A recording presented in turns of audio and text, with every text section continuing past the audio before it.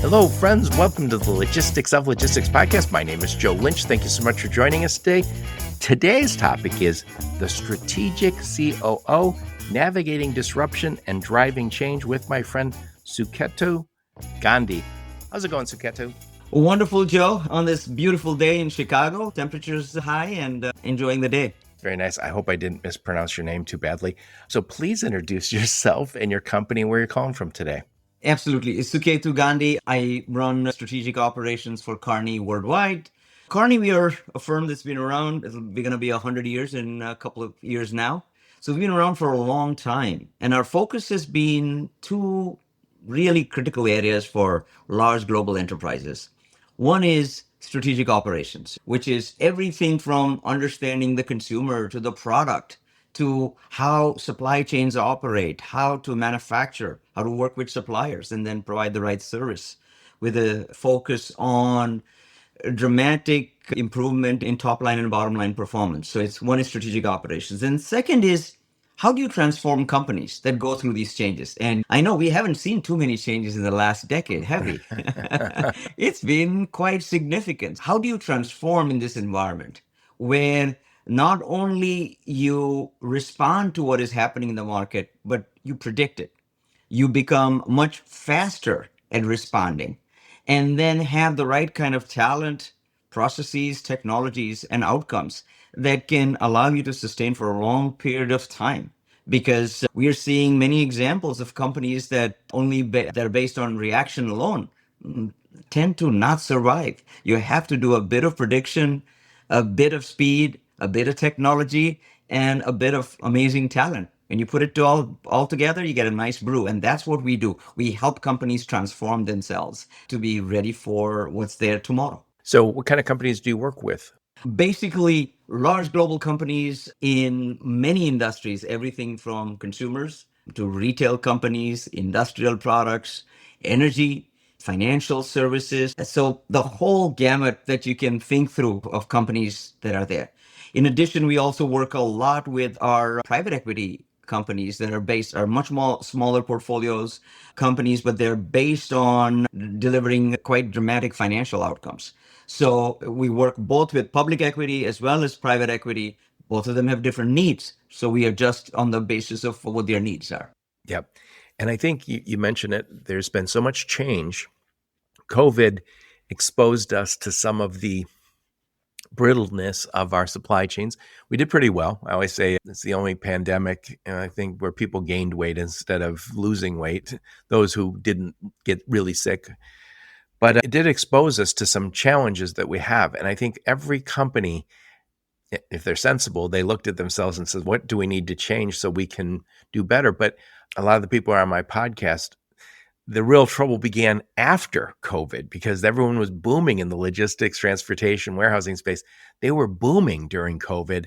And then as soon as COVID slowed down, it got a little ugly. The companies that prepared themselves to survive and thrive in the bad times are doing just that. And those who just reacted, like you said, just were responsive to the twists and turns of the market, didn't do as well.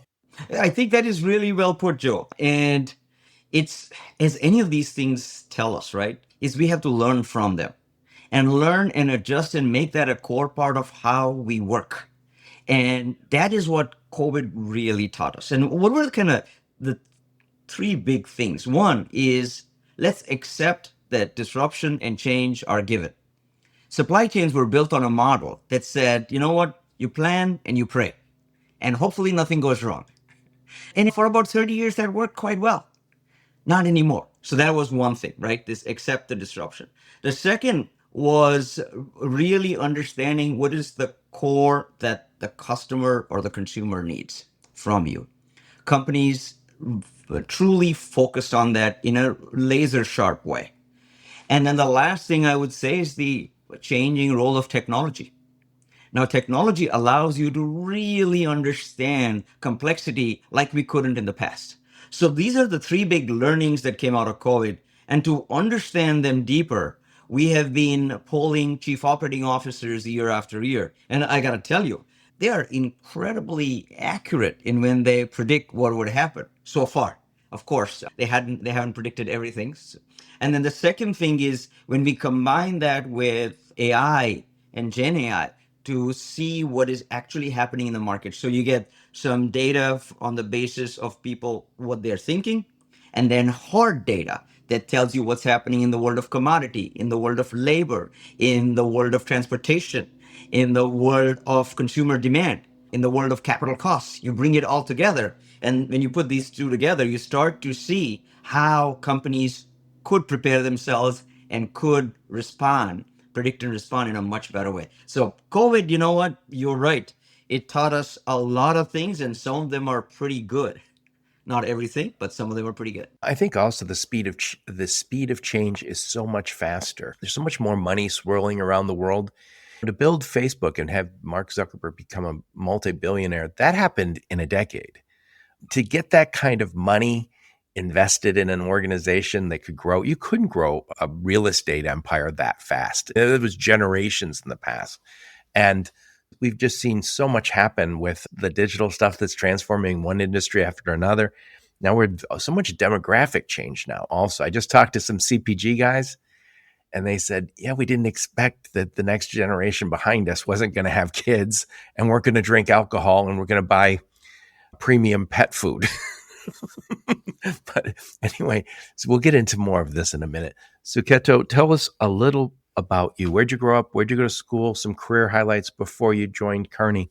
Absolutely. I grew up in Mumbai, India, and I had a wide variety of interests. I was a day trader in the stock market at one point, and I also used to repair high-end watches from Rolexes to Patek Philippe's, and Nice. because it really helped you understand how complex things work. So one was on the financial side. And then I focused on distributed systems and started my career at a wonderful retailer in Bentonville, Arkansas, who used to know a thing or two about supply chains and Yes. also knew a thing or two about technology and bringing that together. So those were my formative learning years. And then continued down the path of doing some startups, some M&A, and then for the last 11 years, I've been enjoying my time here at Kearney. And for the last four, have been leading their global strategic operations practice. And it's been a riot. It's been a riot, Joe. So you obviously had options. Why did you come to Kearney and then why did you stay? The same reason why all of us do these things, people. That is one part. And then the second thing is values, that we believe in leaving any client, any place better than what we found. And whatever outcomes we promise, we deliver. I love But that matters, right? That's what makes you wake up in the morning at 5 a.m. and start with Europe and then end the night in Japan and still be excited about what you're doing. Yep. So before we hit the record button, you were telling me about this research, these surveys that you do every single year, and you interview COOs, chief operating officers, from a variety of industries all around the world. Correct. And you said that you can track how they're feeling about their businesses and about the economy and about the world. And so we want to talk about the most recent survey, but also how it relates to what's changing on that report. So I think we ticked off 5 things we wanted to talk about today. So why don't you do the first one, which was, I'll give you a hint. It was COOs are optimistic. Yes, that is interesting. They have still maintained their optimism. Now, the optimism has changed over the years. In 2023, they were really optimistic, then they were predicting growth. In 24, they tempered it a bit. And right now, they're a bit worried. So it's gone from 50 plus percent now to about 35%. So they have tempered their optimism, but they haven't given up on that. And what they've also done is they have said, hey, our optimism comes from the fact that we continue to innovate. We are taking new markets, new product segments, new consumer segments. And that's where their optimism comes in from. And it is interesting that in spite of what the stock market would have told them 2.5, 3 years ago, they maintained their view and then they turned out to be collectively. Interesting. So you said that their optimism is normally based on their growth prospects. And so Were there certain segments that thought we're going to grow for sure and others were positive they weren't? Yeah, you would expect some of the typical suspects, right? You saw quite a bit of optimism a couple of years ago, and now it's gone down a bit, but continues is consumer products, right? People do need to consume what they use every day. Maybe a bit of a reduction in the area of durables, things that maybe you could survive a little longer, a bit more on industrial products. And the reason is because they realize that they are opening more factories in different locations. They are moving their supply chains and their transportation networks. They're doing a bit more with their distribution centers. And so that, and then the last industry I would highlight is high tech.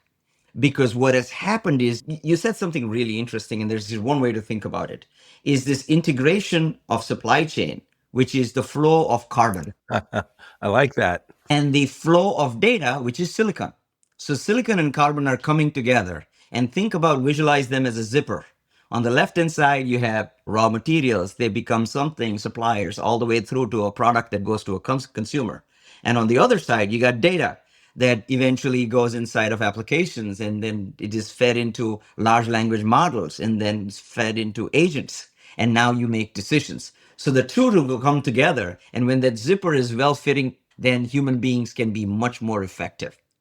Because I'm still betting on humanity. So I always say human intelligence plus artificial intelligence will beat either one, hands down. Yep. Yep. I know when you talk about the digital versus the physical, I know we in logistics and supply chain have been talking for a while about this whole idea of the digital twin. So I can start to, if I have enough data going back, I can start to pre- predict the future based on some of my information from the past. And during COVID, we could have really used some of that because that could let us do some scenario planning. I feel like we're starting to get there because I think when I'm talking about the big supply chains for a second, the supply chains that start somewhere in Asia and come over the ocean, Port of Long Beach, Port of LA, we never really thought too much. Can we go? Can we take that to New York? Can we take that to New Jersey? Can we take that around? We never thought too much about it. It was just like in the past, it would have been, hey, your boat's a few weeks late. What are you going to do? And now consumer expectations are so high, but also we all have these visibility tools that we look at. And I think we also expect we have options. If I can't go through the Red Sea, through the Suez Canal, or I can't go through Panama this week, I'm going to go some other way. I'm going to have options and I'm not going to, this supply chain is not going to break on my watch. I think that's the expectations we have now. That I think that is really well said. And let's take the topic of the digital twin. For a long time, it's been an interesting buzzword, right? Yeah, yes. And a chief operating officer told me that years ago that only two people are talking about it a lot: technology companies and consultants. Yes, and revisiting with them again, they said that has changed because the new technologies allow us to build those out quite rapidly. That's one part. The second is our thinking has evolved. We've all become much more statistical. So, for example, you could say, hey, I have an 80% probability of something not working out. Then I can at least understand, okay, I 80% probability and I have enough data on 80% of my supply chain. That means 0.64% is fully understood. So now I can make a decision and go, okay, if this happens, what do I do? So the visibility combined with statistical thinking allows me to be a lot better. Like you said, hey, if the Suez Canal has issues, how do I route it? And what is the cost implication? What is the time implication? What is the total margin implication? And then I can decide how do I inform my customer on what would happen and make a trade-off discussion. Now the discussions are much more richer because of that. By the way, somebody said not so long ago on my podcast when the topic of digital twin came up, they said the perfect example of the digital twin in action is you use Waze or Google Maps because you're in your car and you can see, you're obviously seeing your physical environment, but you're also seeing what's happening right down the road. And you can watch yourself basically in the digital world and in the physical world at the same time. Someday, soon we'll be able to see the same with our supply chains. Maybe somebody already is seeing it with that level of visibility and insights where you go, I know I can avoid the next mistake because I see everything. typically we try and avoid the next mistake, but we don't see all of the potholes or the obstacles around us. You're spot on. And actually, there's quite a few leading companies, again, as a result of COVID, have built these out. And some of them are our clients. So to protect their confidentiality, won't take names, but we are seeing specifically in the retail space, in the consumer product space, in the industrial and the high tech space, where these have genuinely gotten dramatically better. And Waze is a great example, right? How we went from Maps to Google Maps to Waze. And what is the difference? The big difference is real time information and a platform that learns, which is reinforcement learning is the heart of this. But again, it's a platform and a human being working together that learns, not one or the other. And that's powerful. And chief operating officers have identified this as a true game changer for them. Last year, about 35% said that they've allocated money towards AI and GenAI. This year, more than 90% have said that they are into it. And what are the three big areas that they're focused on? First one is planning. The second one is procurement. And the third one is manufacturing. So they have really immersed themselves in this silicon and carbon dance together. So let me ask a few questions on that. Before we hit the record button, we are messing around with Google Gemini, trying to come up with a title that made sense for us. I use Gen AI for that kind of thing all the time. When I say Gen AI, I guess I'm using Gemini. I've used ChatGPT. So I see the use in if I'm tweaking any proposal or contract, I might use it. How are you using it in planning, procurement, and manufacturing? Absolutely. In planning, so let's take your Waze example again. It was something, actually, we wrote a piece for MIT Sloan where we used the Waze example about 4 years ago, where we said, how do you start predicting demand, not just on the basis of orders that come through, but thinking about the end user, whether it's in the industrial space or in the consumer space that you can think through. So either in B2B or B2C. And we started looking at a large number of variables and then allocating weights on each of them to say which one is most statistically significant on predicting demand. And I got to tell you, Joe, every time we thought going in that we knew the answer, we were wrong. And the platform told us how to think through that, especially when we ran it in the telecom handset space. The other place where we used that was in identifying how many tools would be needed, handheld tools would be needed. And most people thought it was dependent on population growth. Actually, it was had a very high degree of correlation on income and housing permits and how quickly they were connected. And although the income had a much higher correlation, in the world of demand, understanding demand, we've used that quite effectively. The second part of planning is segmenting which products can be predicted accurately just using technology. What we have found is somewhere between 55 to 65% of SKUs of a large company can be automated and fully automated. And every time actually when human beings touched them, it made it a little less accurate. But the other 35% required a combination of technology and human beings. So that's another interesting use. And then finally, understanding a supplier risk, which I know is an important topic these days, was we started looking at, so both from the demand side and then understanding where the suppliers were based, what their situation was, were there any raw materials that would run short, and you ran that all the way through. Now you came up with a value at risk element that would say, based on your demand, based on your supply, here you go. So very practical ways of using these things. That's an interesting play on the word ways, right? Ways and ways. My Y's Oh, and Z's may be a little mixed up because of the background. by the way, I think I had one of these full circle moments because the person who brought up the Waze example for digital twin was C. Sheffy from MIT. So you guys had worked with him on that. No, yeah. Yossi and I hang around in similar circles at times. And as we think about this, because what you're pointing to is something really important, Joe. growth matters. They're really thinking about risk, chief operating officer. Then they're using GenAI and digital. That means that the way you used to lead people is dramatically different. And the talent needed is also changing.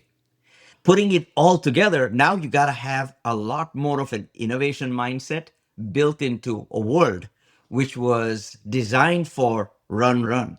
Now it's innovate, design, and then run. And that is a different way of working. Yes.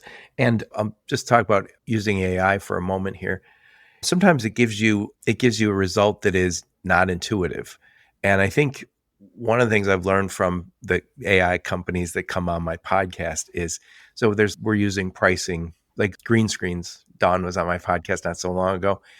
And I always say, run it right alongside what you're doing. So if I say I'm going to go get pricing from Bob and from Sue and Mary, and they all have they're all pricing experts.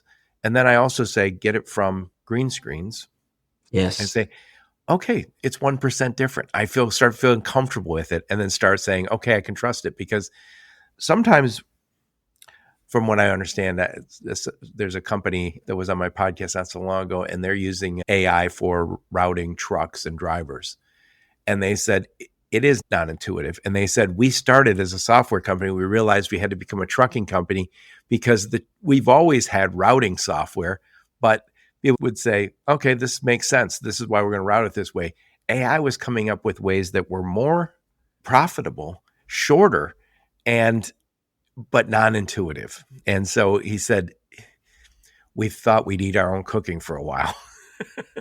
And I think that is the fundamental challenge we all face, which is and I'd like to separate AI into two components. One is AI that is built on classic structured analysis, but it is just a large amount of data where the weights need to be understood and things of that sort. Like when I spoke about planning, demand planning, and breaking it down, that's a little better understood.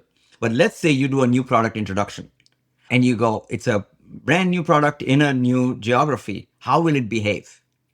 There'll be the human intuition, and then there'll be the Gen AI intuition, which may or may not may be conflicting. And so now the human being is challenged that, hey, are your beliefs true? That's a gut check moment. And you go, hang on, let me really test it out. And the only answer is truly testing it out and to have multiple sources. So, for example, every query I run or a prompt I run these days, I run it on 4 engines. I'll run it on Perplexity. I'll run it on Google. I'll run it on Oh, Claude interesting. and ChatGPT, and then see what answers come back, because it allows you to have the humility to know that you may be wrong. Oh, by the way, we all know that, because if you use Waze, everyone who's been using Waze for a few years says at some point, some desperate moment, Waze doesn't know what it's doing. I'm going to go the way that I'm going to go north, even though it wants me to go south. And then later on, everyone says, oh, yeah, no, I had to go south to get around the roadblock. And you're like, okay, I trust you, Waze. So I want to make sure we're hitting all the topics. So you talked about CEOs and their growth expectations and where their optimism is at. We touched on the allocation and investment in Gen AI, and that's in for planning and for procurement, manufacturing. I want to also touch on, I know your researcher also touches on risk and resilience, something that we're all familiar with since COVID. Please touch on that for me. Absolutely. The biggest thing that has happened is cost has become secondary to risk and resilience. And what does risk and resilience mean has also evolved. What it means is it used to be risk was primarily thought about as a supply problem. Hey, I may not be able to deliver. But now the ability to not deliver a product becomes a demand problem, because if somebody else comes in and delivers, then you lost a customer. You might have lost him or her for that time or for a long period of time. So looking at risk and resilience, both from the demand and supply side, has evolved. So what is the consequence of that? Risk is much higher than cost in their view. So in 2024, for example, they put cost at 55 and risk at 45% focus. Now risk has become 51% and Uh-huh. cost is 29%. And that's Wow. a dramatic shift. And this is what I say that the collective prescience of these chief operating officers is quite positively surprising that they know, they understand. And that's a dramatic shift that I don't know, Joe, if you could have predicted, but I wouldn't have in my lifetime that this will change this dramatically. I'm from engineering and manufacturing. I was in automotive, and I always say everybody there speaks in terms of risk. So there's is it the risk of being late, risk of quality problems, risk of a cost problem, risk of a supply problem. Risk is the main preoccupation of anyone in engineering and ops at the operating level. So it's no surprise that the ops guys, by the way, as soon as you get to a certain level, you're the one who has to make those very difficult decisions on we're going to go with this supplier, even though it's a little riskier on quality or a little on delivery, but it has a better cost. And we've done that for Yes. decades now. And now, what the fascinating thing is doing it right, the payoffs are really large in a short period of time. So folks who can fulfill demand right now will have a significantly higher payoff than folks who just looked at cost. And that is the reality. There's a client who actually spent multiple billions on ensuring supply, and it paid for it in 6 months, what they'd been spending for about 3 years in total margin. And that's the level of dramatic. And folks have realized this and they're changing the way they play this game. The game has evolved and the role has evolved of the chief operating officer. And this is what makes it a fun time to be in this business. Yeah. And I talked a few weeks ago, I did a podcast on the CPG supply chain.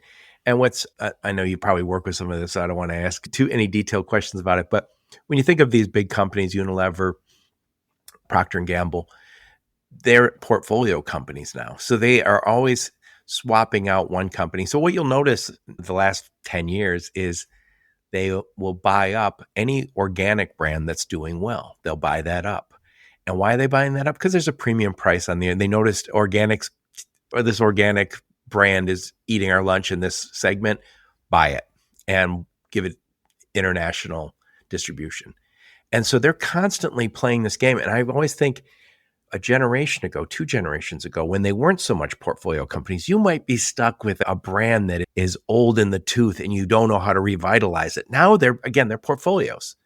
So they can swap out. And I think they're looking at that whole business as risk and resilience. What's working? And as soon as they find out, oh, these buggy whips aren't selling as well as they once did, let's get rid of that business and buy up the new product, whatever it is. And I think there's a couple of underlying characteristics, right? Which is these wonderful large companies are one, really focused on their consumer and customer.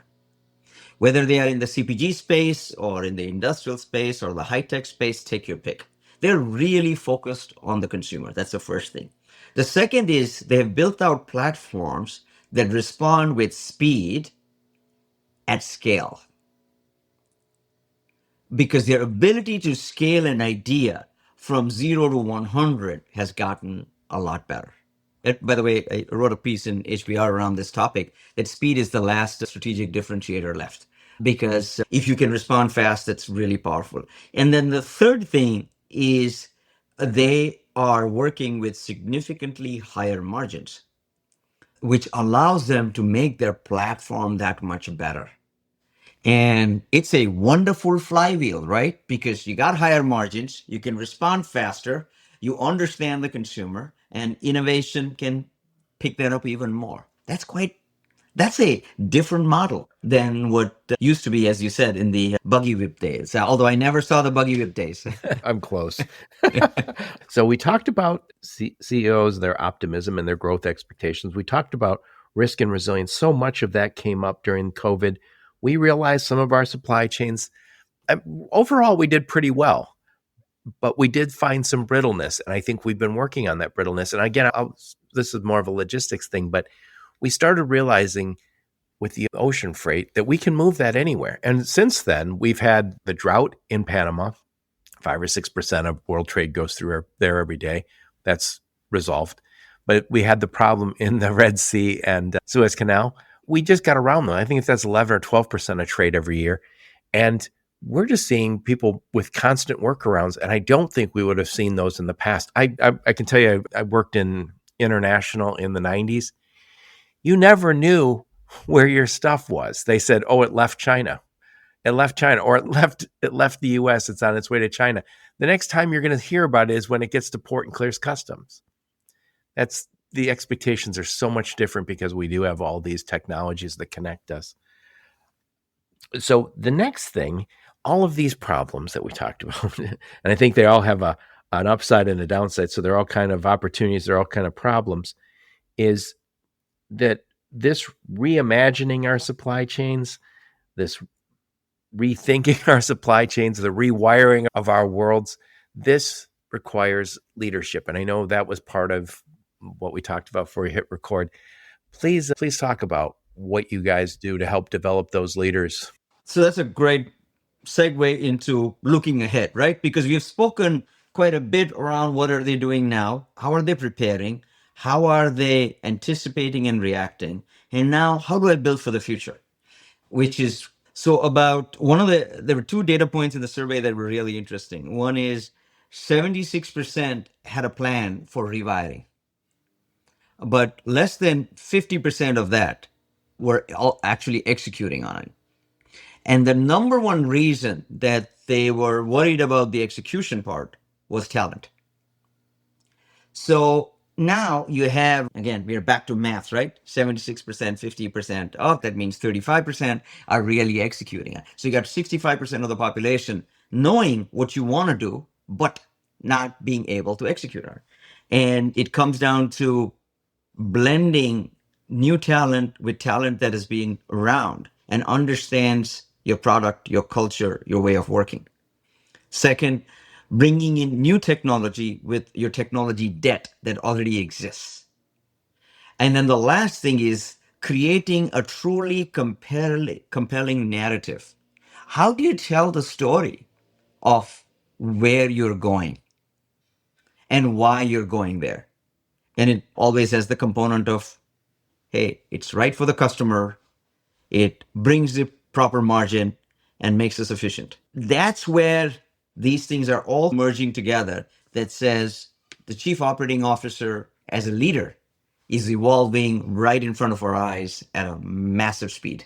Yes, and you touch on a few points there with the talent, the technology, the narrative, or the story. I feel like there's no right answer to this, but I know you have a better idea what it should be than I ever would.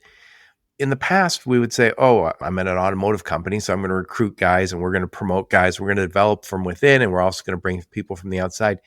But then all of a sudden you see automotive becoming electric. And all of a sudden you go, we don't have any of those people we have to go get those people. And it seems to me you're having to transform every industry I talk to. I talk to a lot of logistics people. They might be logistics guys for the last 30 years, but they aren't tech guys. And then we have the tech guys who don't understand logistics. And that happens in every industry where we have to somehow build a team that we might not have had to build a generation ago. It just feels like we have a daunting task in building the teams that we need to get that future that we want for our company. You're correct. It may look daunting if you assume everybody's got to change. So I'll give you a story. Some just got to go out of business.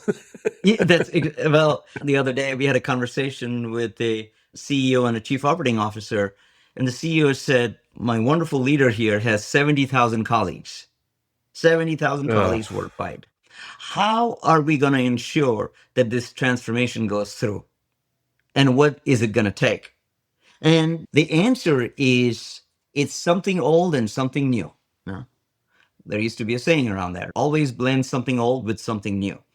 And then typically, what do you need from the existing, from the old? Is a deep understanding of why the company exists, what products they make, how they make it, what are the learnings of doing this over a long period of time. And what you want from the new is to say, okay, how could we break it? What is a completely different way to think about it? And when the two come together, it's really powerful. And then the last element is how do you bring technology into this equation so it fits? There's an old Robert Frost poem that says, when I was young, I used to go to the old to learn. And now I'm old and I go to the young to be broken and sprung and rebuilt again. And that's where we are. And that makes it quite exciting and wonderful versus because you know what is needed in this blending. And if you have the right narrative and leadership, then building this out is difficult. It's hard. It takes time. But the end result is a pretty phenomenal organization that you're a part of. Yeah. But I think that's why I'm talking to you today, because that's what you guys do over at Kearney. You come in and help people kind of get an assessment of where they're at today and then help deliver that vision for the future and then marshal the talent and the tech and everything else to get that vision realized. So why don't you talk about how you guys do that? Continuing with the theme, we genuinely appreciate how a company grows up to be a 20, 50, 100, $500 billion, right? And that goes everything from why they work the way they do and how they do that work. Now, there may be some ways that they can improve, but then how do you bring the provocation that says, okay, let's think about it a tad bit differently because the world has evolved and we bring practices and approaches. But you can only do that if you appreciate what the company does right now. And then the last component is bringing a combination of our internal colleagues as well as alliances. We had a wonderful $2 billion company that's been around, going to be around for 100 years, but there are others who may have new tricks up their sleeves. So how do we bring that into the equation through our alliances that brings the best outcome possible? So appreciate the old, recognize why they work, bring in the provocation, and then bring the right tools and alliances that can create a more sustainable platform is how we do it now, because we are always focused on the outcome, right? And the outcome either has two components, right, Joe? We've been around in business for a long time. Either you got to increase your top line or increase your margin. Focus on that and work through that, and you'll be in good shape. And I know this is a little off topic, but I'll say it anyway. Professional service firms like yours, they've done really well over time because they always have all these alliances. You mentioned the Harvard Business Review, working with MIT on stuff. They're always bringing in new ideas. And I say this to every consultant, every tech company I talk to. You have a view of hundreds of companies that you work with, and you say, this is where we zigged, here's where we zagged here. And then you're always bringing in new, whether it's an author who wrote a book that was intriguing to the industry, say, let's get that guy on retainer. Let's start bringing him to our conferences. Also, you guys always are having conferences to understand what's going on. So as soon as the world started going digital, I guarantee there's a whole bunch of Kearney conferences saying how to go digital. And I guarantee there's something related to right now, what to do in the changing environment of supply chains. And I think there's a reason those companies have done so well, and it's because you're tethered to a whole bunch of other new sources of information and talent. I think that is really well said. And God, you and I did not talk about this at all. We run something we call the future of supply chain, where we bring venture capitalists, startups, large enterprises, private equity, and go, okay, government, then let's have a conversation on what the future could look like. Another thing we run these days is GenAI, a couple of day immersive program for CXOs on how to think about this. How will the company evolve? And really provoke a conversation. Now, one important part is the humility to know that the folks who come to these conversations are quite accomplished themselves. And they may understand some of the barriers why some things may not work. So helping them navigate around those barriers is as important as the idea itself. If you think a wonderful hammer can be used to break down anything for every nail, I think that's a very naive notion. Yeah. I always think about, and he's getting old, so I don't think he's written any books lately, but Tom Peters used to write books, and he was a management consultant. And I remember he wrote this book, And we all read it. Everybody read it. It was almost like mandatory. And then when he was done writing it, a few years later, he wrote another book saying, I was completely wrong. And just here's why I was wrong about this company. Here was, and I remember him having this career of saying, yeah, this is the challenge. We're bringing in all this information. We think we know something, but you have to be humble enough and open enough to say, yeah, I missed. And by the way, you also have to have an organization that says, we know you're going to miss sometimes. Hopefully you hit more than you miss. That's a, you know what? And I saw recently an interesting statistics on Roger Federer. He won 80% of his games, something around there. Pretty good. But he, or of his matches, but he only won 58% of his games. And why does he say that? Because he said every time you lose a game, you get up, dust yourself off, go to the next point. Matches and points really matter, but it's the ability to learn and adjust. And having the humility to know that you could be wrong is really important. Yep. I've 2 daughters who are in the workforce now, and they almost don't believe me when I tell them this. When I started working, the biggest company in the world was General Motors and or Ford Motor Company. I worked in automotive, and they say, how can that be? And I said, yeah, the world changes. The world that I started in automotive, it just seemed, of course, they're the biggest companies. They're automotive companies. What could possibly be bigger? It turns out coffee shops can be bigger than they are. That's right. No, I think that is really fascinating. And because the world has moved from carbon to silicon. Yes, exactly. And the blending, maybe that's an interesting way to close the conversation. If it makes Joe, that is, we are getting deeper and deeper into this carbon silicon connection in the world of supply chain, where the two are coming together. In as human beings, right? If we can marshal human intelligence with artificial, then chief operating officers have really done an amazing job of transforming what is needed to run. Yep. So let me summarize, then I want your final thoughts on this one. So I'm talking to my friend Suketu Gandhi. I hope I'm not botching your name too badly. And so we're talking about the strategic CEO, navigating disruption and driving change. So we talked about 5 points here. So first off, this all comes from the report that you guys do every year. It's the research you do every year on what's going on with CEOs. How are they feeling? So this is chief operating officer. I'm sorry, I meant to say COOs. So what are their growth expectations? Are they optimistic? How are they feeling? The kind of the move towards risk and resilience, even over price, which, by the way, is there's a whole bunch of people in their supply chains who are like shocked, going, really? Then I'm going to go get my money. And then talking about this move to invest and allocate resources to GenAI for planning, for procurement, for manufacturing. And I think all of us have been using it in small ways. And I think we'll evolve and we'll be using it in big ways. And I always say the same thing. If you're happy with AI the first week, you're going to love it after 1 year. You just got to start using it. And then we talked about, if you're going to have to reimagine and rethink and then rewire your whole supply chain, you're going to need leadership. And that leadership isn't always, I should say, you probably have those players, but you don't always have the framework for making it happen. And that's why there's companies like Kearney to help talent and technology. And how do we get from here to there? I hope I did a good job on that. Put a big old bow on this one. Final thoughts on the topic. The final thoughts on the topic are the world's continue to turn and disruptions are increasing.